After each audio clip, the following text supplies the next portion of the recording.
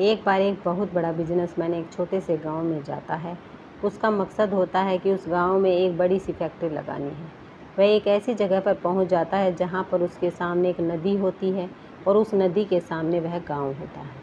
अब उसके सामने दो रास्ते हैं। पहला यह है कि वह सड़क के रास्ते घूमकर उस गांव तक पहुँचे, जिसमें लगभग 10 घंटे लगेंगे, क्योंकि वहां तक पहुँचने का कोई सीधा रास्ता नहीं है।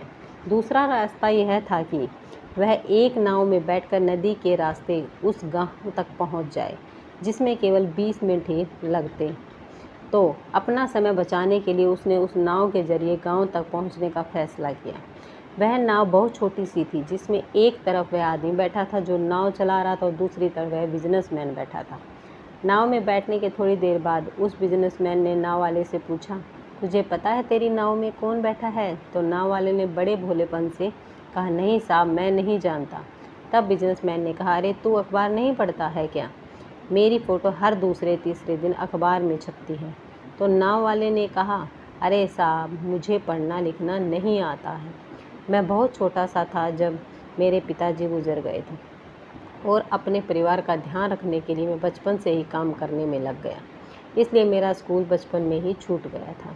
यह सुनकर उस बिजनेसमैन ने नाव वाले का मजाक उड़ाते हुए कहा, तुझे पढ़ना लिखना भी नहीं आता है, ऐसी ज़िंदगी का क्या फ़ायदा? यह सुनकर उस नाव वाले को बुरा तो लगा, लेकिन उसने कुछ नहीं कहा।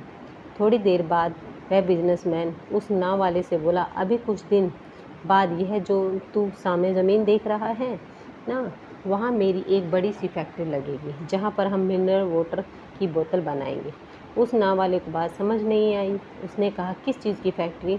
तो बिजनेसमैन ने बड़े इरिटेट होकर उससे कहा कि वहाँ पानी की बोतलें बनेंगी, जो तेरे गांव में नहीं बिकती लेकिन शहरों में बहुत बिकती हैं। तब नाव वाले ने कहा, अरे साहब, मुझे कहाँ पता होगा, मैंने तो कभी इस गांव से बाहर निकला ही नहीं। फिर बिजनेसमैन ने उसके ऊपर हंसते हुए बोला, तू कभी इस गांव से बाहर तक नहीं गया, तुझे पता ही नहीं कि शहर क्या होता है, ऐसी ज़िंदगी का क्या फ़ायदा? उसकी बात सुनकर नाव वाले को सच में यह लगने लगा कि उसकी ज़िंदगी किसी काम की नहीं।